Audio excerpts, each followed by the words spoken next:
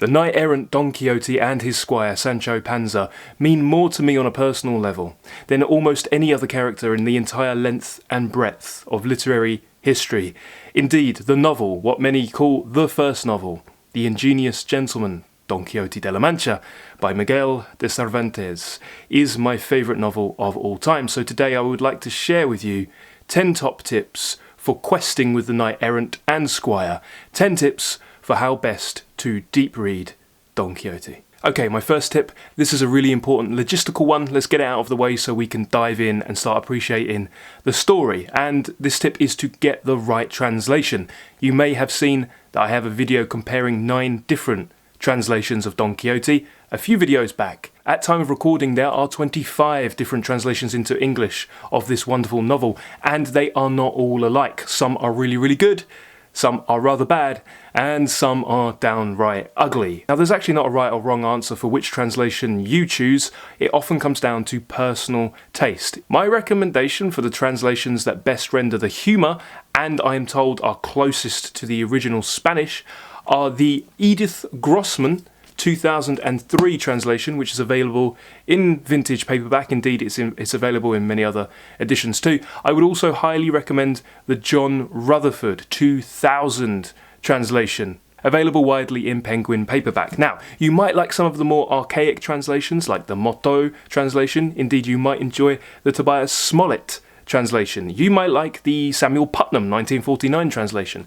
I'm not here to say which one is best for you. I'm just saying that you'll probably have a good chance of getting into the story and falling in love with these wonderful characters if you pick up either the Grossman or the Rutherford. Both are very similar. They have a lot of similarities. I'll be working personally from the Grossman for the lecture series on Don Quixote with the Hardcore Literature Book Club. But indeed, whichever one speaks to you, if you want to check out that translation video and figure out which one is best for you, that would be a good thing to do. Now, my second tip is for when you meet the characters. And the tip is this: do not patronise, look down upon, or pity the knight and his squire. If you haven't opened Don Quixote yet, that won't make any sense. If you've read a few pages, it will already make sense, and the more you read, the more that will make sense. But trust me on this, they may not be as mad as they first seem. In fact, they may be sane. In fact, they may be more sane than you and I. They certainly know more than you and I. You cannot patronise the knight-errant.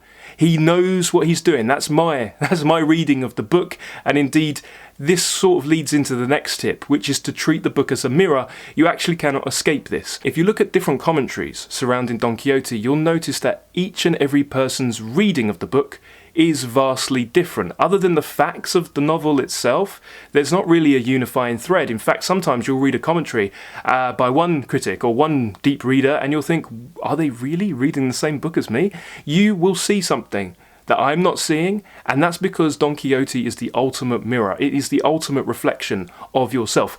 If you see them as being entirely mad, you might want to take a step back and introspect a little bit and think, what does that mean for me? What does that mean for how I view the world? Because as far as I'm concerned, after deep reading and rereading the novel multiple times across different translations, I'm not entirely convinced that they are mad. But this is not a frivolous discussion. This is not a superficial throwaway comment. In fact, this is a topic that we can go really deep into: the nature of sanity, the nature of perception, the nature of the world and society, and why we do the things that we do. These are not shallow topics, and indeed that's why we're doing a lot of long-form lectures around this book, because it is an open-ended question with more questions rather than answers. But it's a fun one to try and answer. My next tip is to learn something of Cervantes' life. When you read Don Quixote, you don't have to get too far into the novel before you start to wonder, why does Cervantes so brutally batter his knight-errant? Indeed, we fall in love with Sancho Panza and we fall in love with Don Quixote. At least I did. They became my friends. Friends who I could confide in, friends who could comfort me, and friends who could show me the way in my own mad little world. But you start to wonder, why is Don Quixote given such a battering? Why does Cervantes duff him up?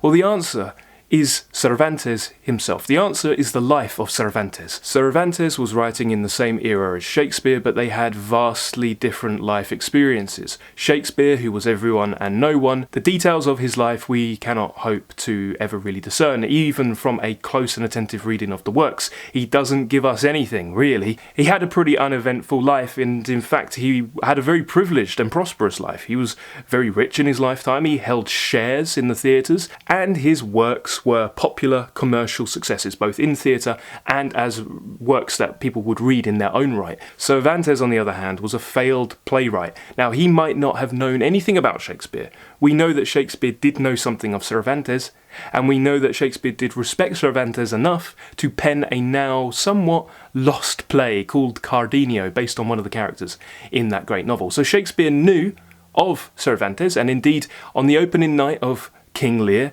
Cervantes' Part 1 of Don Quixote came out. Shakespeare respected Cervantes. Cervantes probably knew nothing about Shakespeare, but if he did know anything about Shakespeare, he probably would have been quite envious of his worldly success, his critical success, his commercial success. Cervantes was a failed playwright. He wrote at least 20 plays which were doomed to fail and never be performed. Not only that, but he fought valiantly in the Battle of Lepanto, and at the age of 24 he lost the use of his left hand. And that wasn't enough. He was also captured by Barbary pirates and held in captivity in Algiers for 5 years until he was ransomed. He worked as a spy and he worked as a tax collector, and through no fault of his own, or so it would seem, he ended up being indicted and thrown into prison. This would be one of many times that he was thrown into prison, and the legend holds it that he actually began writing Don Quixote in prison. He wrote that novel ferociously quickly, and he got it out the same year that he started writing it, and he got it out and he published it. Success, however, despite its widespread popularity, did not visit him. Unfortunately, another writer plagiarised a part 2 and tried to take credit for Cervantes' creation. Now, there's a gap of about a decade in between part 1 and part 2, something to keep in mind when reading Don Quixote, and in the Hardcore Literature Lecture Series, when we're deep reading Don Quixote over the long term together, we're going to take a pause between part 1 and part 2. Now, this pause doesn't need to be a decade long, it can be rather short, but in that pause, symbolically, we're going to ascertain what the climate was like between part 1 and part 2. Cervantes most certainly was not benefiting from his widespread fame, and when he heard that a part 2 had been plagiarised and pushed out, a very poor rendition by the way, he wrote again ferociously to get his part 2 out as quickly as possible and put an end to all of that. He only received a little bit of fortune towards the end of his life when he obtained a patron, and thank goodness he did, but he deserved it much earlier than he actually obtained it. My next tip is to make sure you do read it over the long term. I've already mentioned that you want to read it as a mirror. That's going to happen whether you like it or not. It will reveal things about you and your nature and human nature generally that you might not otherwise have known if you probe just a little bit below the surface of your initial impressions. But take your time with it. That's my imploration. My first imploration is always for people to actually read it. Now, I've tried to put several different books into your hands over the course of this year. I've tried to persuade many to pick up and read Persuasion by Jane Austen, for example, Crime and Punishment, Anna Karenina. Of all books, however, of all books that I am fully committed to trying to get as many people to read as possible, Don Quixote is the one. I've had many readers say, it's not the right time in my life to read Persuasion, Jane Austen, I'll come back to it another time. And I've said that's fine. And some people are deep reading Proust, and some people don't want to get into it just yet because it's very, very long, and maybe they think they're not old enough or wise enough. And again, that's fine. You come to Proust when you come to Proust. This is not fine. You should read Don Quixote. You should read it as soon as possible, and you should read it slowly and lovingly over the long term. Don't binge it. Now, there's nothing wrong with binging novels, in my opinion, so long as you reread them carefully many times afterwards.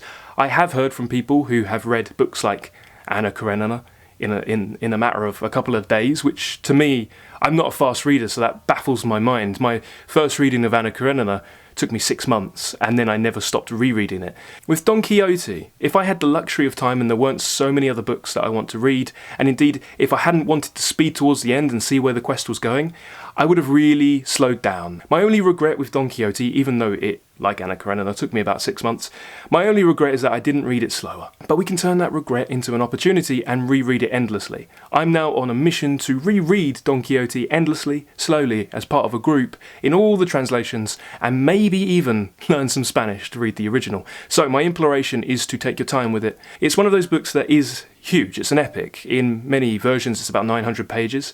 There are abridged versions. I have one myself. I'm not particularly against abridged versions if they're done correctly, and I particularly think with Don Quixote, an abridged version will simply push you towards the full version. But despite its length, Don Quixote, to paraphrase Dr. Samuel Johnson, is one of those books that one wishes was longer, which is quite a feat for a 900 or so page work. If you want to read it really fast, the fastest I would recommend is 8 to 9 or 10 weeks.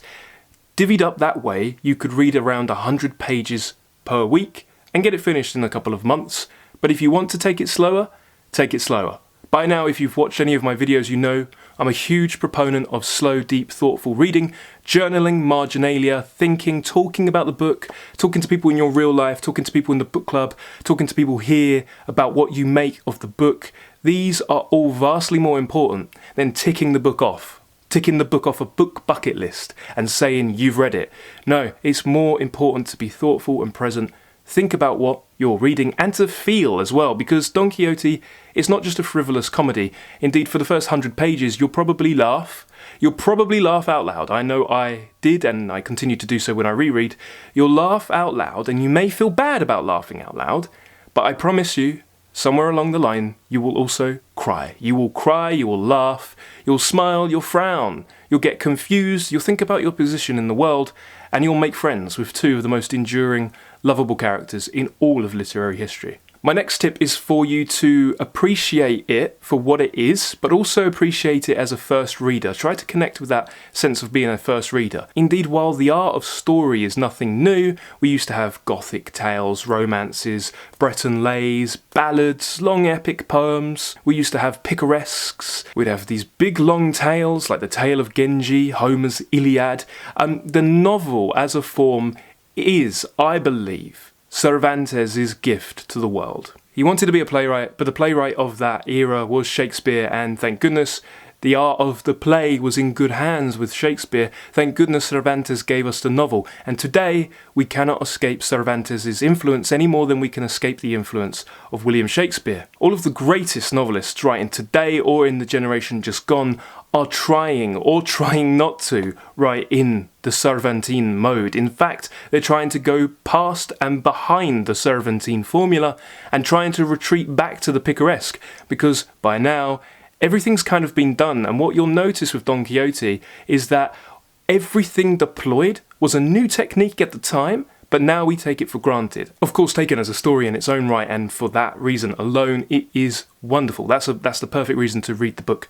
But you might also want to, just in the back of your mind, connect to that first reader and think about the historical context a little bit, just to increase your appreciation. And my next tip, while you're connecting to your inner first reader, you might want to read around, go down rabbit holes, learn about chivalry, chivalric romances, Breton lays, medieval legends, and indeed Don Quixote is going to catalogue and name many of the romances that so influenced him. My imploration to you would be to hunt some of them out, have a little read, and see what is it exactly he's modelling his behaviour and his philosophy on. Cervantes' Spain was an empire in decline, and Don Quixote self-consciously was striving for a return to the good old days, the halcyon days. And now it doesn't matter what context you're in, it doesn't matter what environment you were raised in. I think we can all connect with that sense of wanting to restore an Edenic past, a past where people were better apparently, a past where we had a stronger moral code,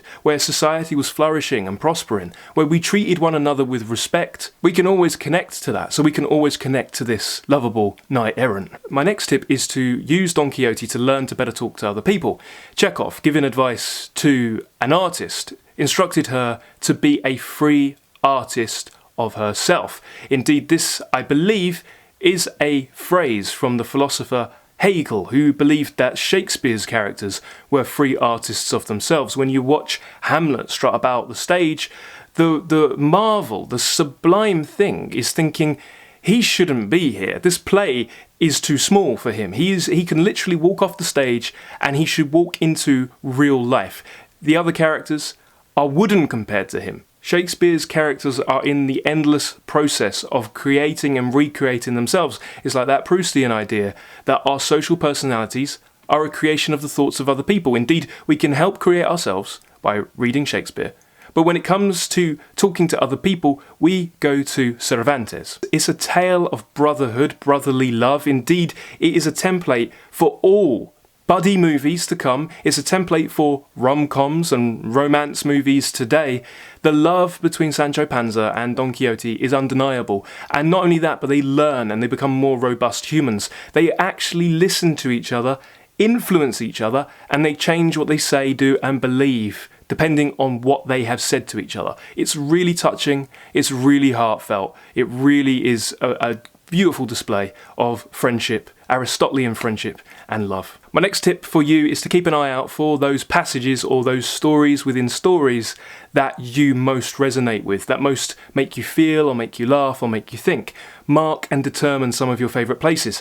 I have my favourite passages. You most certainly will have yours, and these are our mirrors. So let's hold them up, let's show each other our mirrors. You might say, hey, I love the puppet scene. Someone else might say, I love the windmill scene. Someone else might say, I love the cave scene. There are many great scenes in Don Quixote. You can read them in isolation or part of an overall narrative. Either way, the one thing that is true is each of our favourite parts of this great novel will differ and will illuminate something about ourselves, our personalities, and how we see the world. My next tip, which I've mentioned in passing, but I really just want to hammer home, is to reread.